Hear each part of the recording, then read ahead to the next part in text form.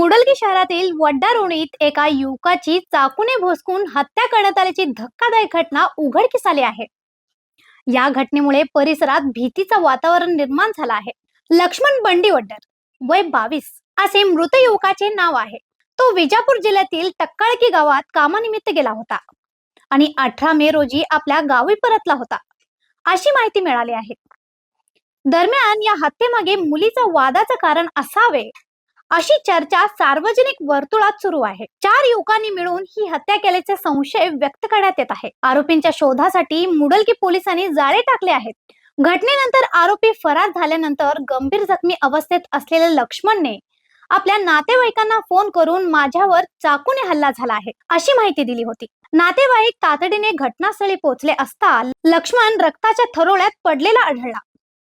त्याला तात्काळ स्थानिक रुग्णालयात दाखल करण्यात आले, मात्र उपचारापूर्वीच त्याचा मृत्यू झाला. भगतसिंग याचा कट्टर चाहता असलेला लक्ष्मण काही दिवसांपूर्वी भगतसिंग युवक संघ स्थापना करून आपल्या मित्रमंडळीत सक्रिय होता, अशी माहिती स्थानिकांकडून मिळाली आहे. या प्रकरणी मुडलगी पोलीस अधिक तपास करत आहेत. अशा आणखी अपडेटसाठी फॉलो करा व्हॉइस ऑफ वेणुग्रामला.